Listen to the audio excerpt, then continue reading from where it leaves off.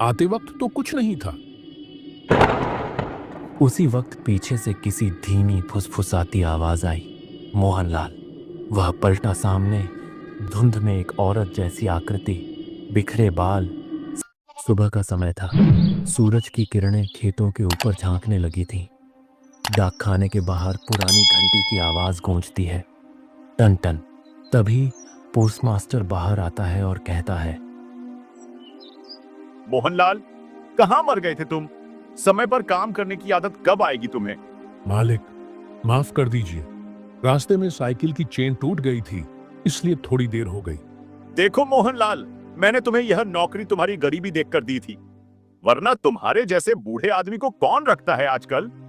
काम में ढिलाई बर्दाश्त नहीं करूंगा, समझे? फिर उसने एक पुरानी चिट्ठी दी और बोला, यह लो, यह चिट्ठी भल्लाल ठाकुर के घर पहुंचानी है। और सुनो, आज शाम तक किसी भी हालत में पहुंच जानी चाहिए, वरना तुम्हारी नौकरी चली जाएगी। ठीक है मालिक, मैं यह चिट्ठी हर हाल में शाम तक पहुंचा दूंगा। मेरे लिए यही नौकरी अब जीवन का सहारा है, मैं इसे नहीं खोऊंगा। पोस्टमास्टर ने बिना कुछ कहे सिर घुमा लिया। मोहनलाल ने चिट्ठी अपने झोले में रखी और धीरे धीरे घर की ओर चल पड़ा। सरला, जल्दी जल्दी खाना बना लो, दोपहर के बाद मुझे एक चिट्ठी लेकर बहुत दूर जाना है। फिर जाना है? इस उम्र में और कितना दौड़ भाग करोगे मोहन? तुम्हारा शरीर अब पहले जैसा नहीं रहा। कल भी रात भर खांसते रहे, अब यह काम छोड़ दो ना। मोहनलाल ने मुस्कुराने की कोशिश की, लेकिन उसके चेहरे की झुर्रियां उसकी मजबूरी बयां कर रही थीं। सरला, दुख करने से जिंदगी नहीं गुजरती। जब तक सांस है, लड़ना ही पड़ता है।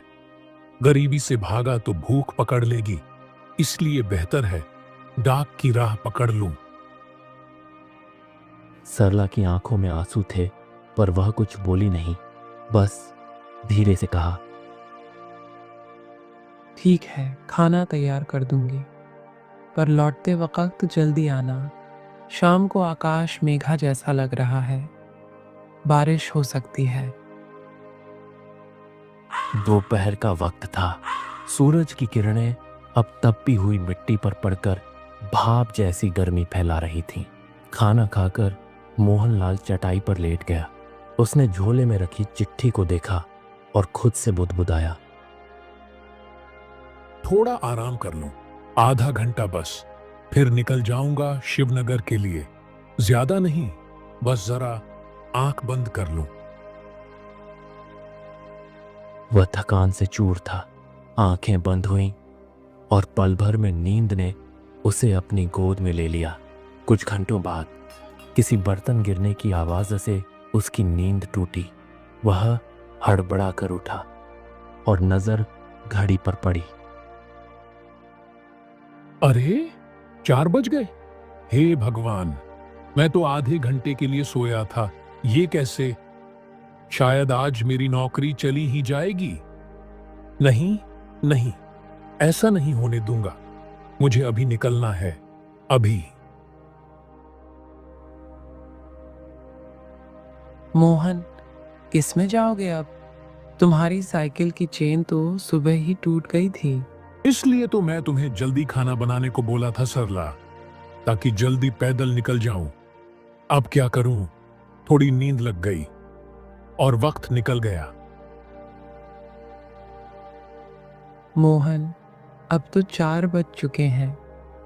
शिवनगर तक पैदल कैसे पहुंच पाओगे? सूरज डूबने वाला है और सुना है वह रास्ता ठीक नहीं है। रास्ता कैसा भी हो सरला, मुझे चलना ही पड़ेगा। नौकरी गई तो फिर पेट कैसे भरेगा? रोजी रोटी का रास्ता यही है। अगर यह भी बंद हो गया तो हमारे घर में चूल्हा ठंडा पड़ जाएगा। ठीक से जाना, और अगर बहुत अंधेरा हो जाए तो वहीं रुक जाना। सुन रहे हो? मोहनलाल ने पीछे मुड़कर एक बार देखा, मुस्कुराया, पर वह मुस्कुराहट मजबूरी से भारी थी। हाँ सरला, अगर जरूरत पड़ी तो रुक जाऊंगा, अब चलता हूं। वह झोला कसकर पकड़े घर से बाहर निकला। धूप अब ढलने लगी थी। आसमान में हल्के बादल छाने लगे थे। कच्चे रास्ते पर उसके कदम धीरे धीरे दूर होते गए। सरला दरवाजे पर खड़ी रही तब तक जब तक वह धूल में ओझल न हो गया। धीरे धीरे सूरज ढलने लगा था। आसमान में लालिमा फैल गई थी और खेतों की छाया लंबी होने लगी थी। हवा में ठंडक और सन्नाटा दोनों घुलने लगे थे। मोहनलाल पैदल चलता जा रहा था। उसकी सांसें तेज थीं, पर कदम रुकने का नाम नहीं ले रहे थे। अचानक उसने सड़क किनारे रुककर अपने माथे का पसीना पोंछा और आसमान की ओर देखा। अगर मैं इस पक्के रास्ते से जाऊं तो शिवनगर पहुंचने में कम से कम 2 घंटे और लगेंगे, लेकिन अगर उस जंगल के रास्ते से जाऊं तो शायद 1 घंटे में पहुंच जाऊं। वह कुछ पल सोच में डूबा रहा। हवा में पत्तों की सरसराहट हुई, जैसे कोई उसके फैसले को टोक रहा हो। नौकरी बचानी है, डर नहीं देखना है। चलो, जंगल के रास्ते ही सही। वह रास्ता बदलकर जंगल की ओर मुड़ गया। सामने पेड़ों की कतारें थीं, जिनके बीच से हल्की हल्की धुंध उठ रही थी।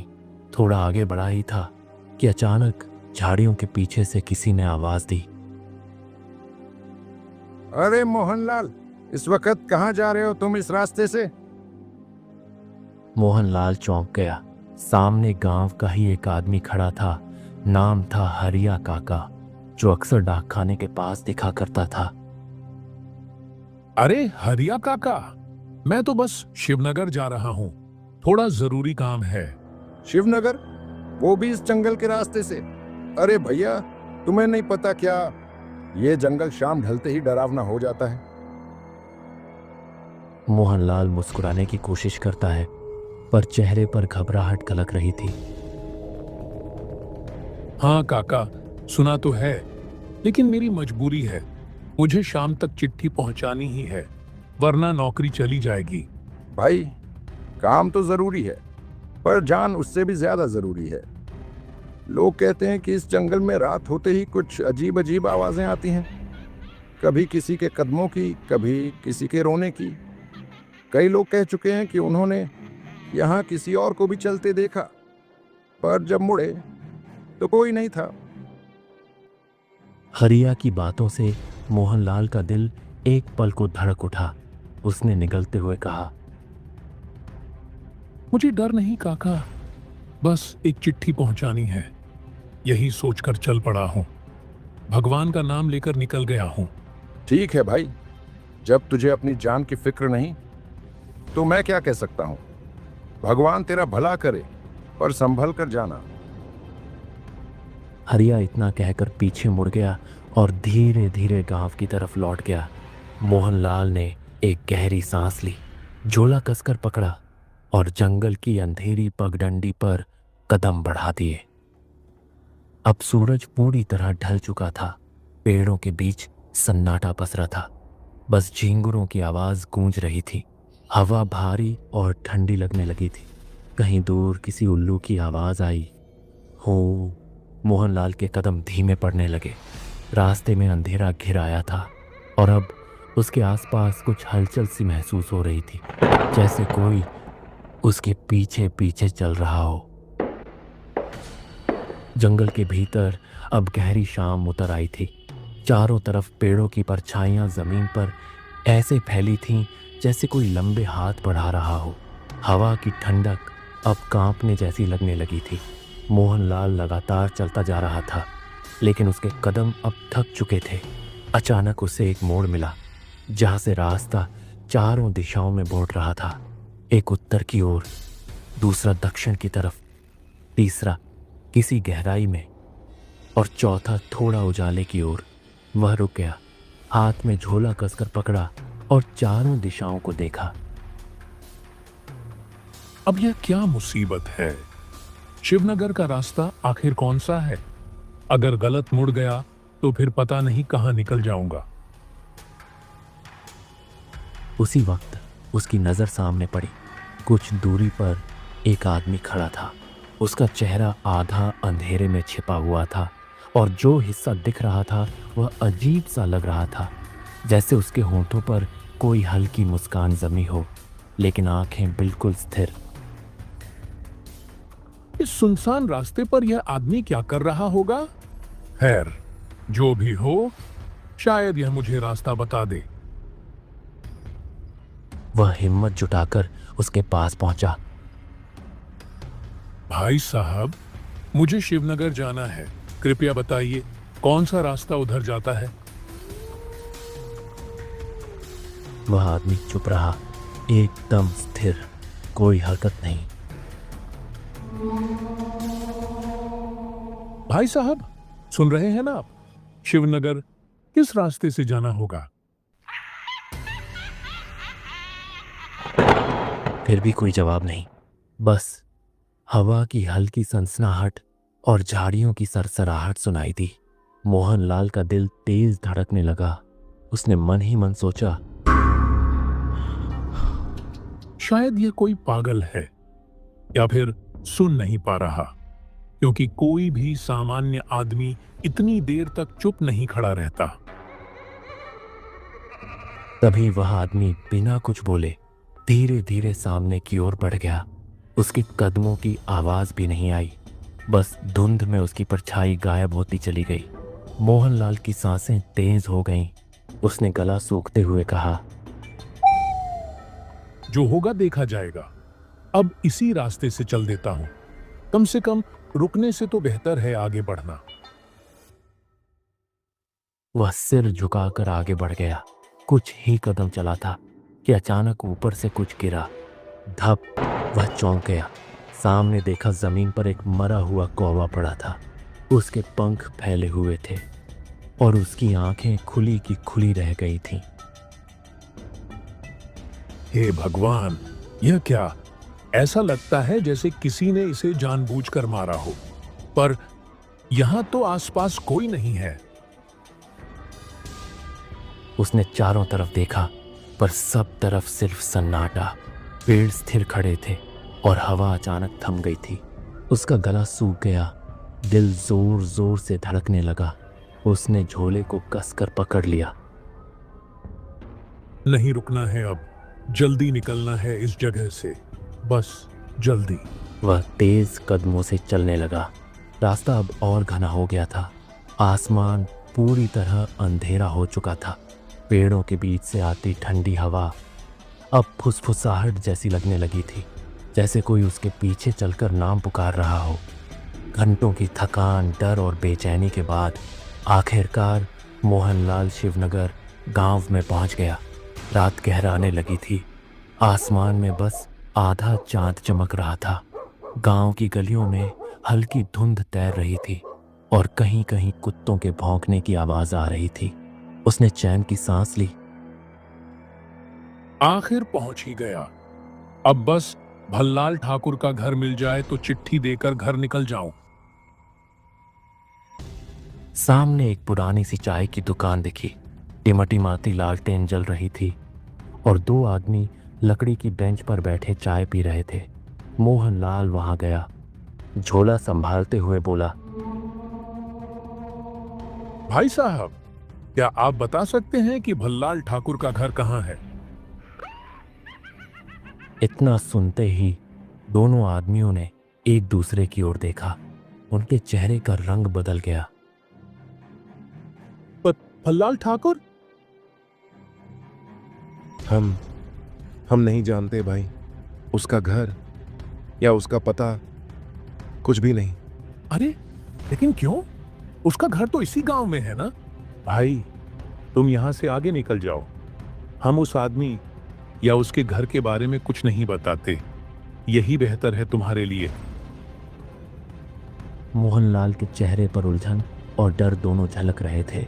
वह कुछ और पूछना चाहता था, पर तीनों की निगाहें अब उससे बचने लगी थी, जैसे वो किसी मनहूस नाम का जिक्र कर बैठा हो। ठीक है, मैं खुद ही ढूंढ लूंगा। वह बिना कुछ बोले वहां से निकल गया। गांव की तंग गलियों से गुजरते हुए उसे लगा जैसे हर खिड़की के पीछे कोई उसे देख रहा हो। कुछ दूरी पर उसे एक पुराना टूटा हुआ मकान दिखा। मुख्य दरवाजे के ऊपर धुंधला सा बोर्ड लटक रहा था। उस पर लिखा था भल्लाल ठाकुर। अरे यही तो है उसका घर। चलो जल्दी चिट्ठी देकर वापस चलूं। वह आगे बढ़ा। लकड़ी का दरवाजा धीरे से खुला। उसका दिल धक धक करने लगा। फिर भी उसने आवाज लगाई, कोई है? भल्लाल ठाकुर जी, चिट्ठी आई है आपके नाम। सन्नाटा। बस दीवारों से आवाज टकरा कर लौट आई। भल्लाल ठाकुर जी, सुन रहे हैं ना? अचानक पीछे से किसी की धीमी सी आहट सुनाई दी। वह झटके से पीछे मुड़ा। पीछे एक कुत्ता खड़ा था, एकदम स्थिर। उसकी आंखें चमक रही थीं और उसकी गर्दन धीरे धीरे झुक रही थी, जैसे किसी पर नजर गड़ा रखी हो। मोहनलाल के पैरों के नीचे से जमीन खिसक गई। अरे ये कुत्ता कहां से आ गया? यह जगह कुछ ठीक नहीं लग रही। उसने डरते हुए चिट्ठी निकाली, दरवाजे पर रखी और जल्दी से बोला, लो, ये रही चिट्ठी। मेरा काम खत्म। वह पलटे बिना दौड़ पड़ा। पीछे से हवा की एक ठंडी लहर चली। उसकी सांसें रुक रुक कर चल रही थीं और उसे लग रहा था जैसे कोई उसकी पीठ के पीछे पीछे दौड़ रहा हो। अचानक सामने एक सूखा टेढ़ा मेढ़ा पेड़ रास्ता रोक कर खड़ा दिखा। वह ठिठक गया। अरे ये पेड़ यहां कब आया? आते वक्त तो कुछ नहीं था। उसी वक्त पीछे से किसी धीमी फुसफुसाती आवाज आई, मोहनलाल। वह पलटा। सामने धुंध में एक औरत जैसी आकृति, बिखरे बाल, सफेद साड़ी में लिपटी। उसके चेहरे पर अजीब मुस्कान थी। मोहनलाल के होंठ कांप उठे। तुम कौन हो? मेरा पीछा क्यों करती हो? और क्या चाहती हो मुझसे? मैं देख रही हूँ तू कब से मेरी सीमा लांघे जा रहा है। आज तेरा सफर खत्म। तेरी जिंदगी की आखिरी रात है। मोहनलाल पीछे हटने लगा। उसके कदम कांप रहे थे। तभी झाड़ियों में से एक काला कुत्ता निकलकर चुड़ैल के सामने आ खड़ा हुआ। चुड़ैल ने उसे देखा। उसके चेहरे पर गुस्सा और डर दोनों झलक उठे। तू फिर आ गया।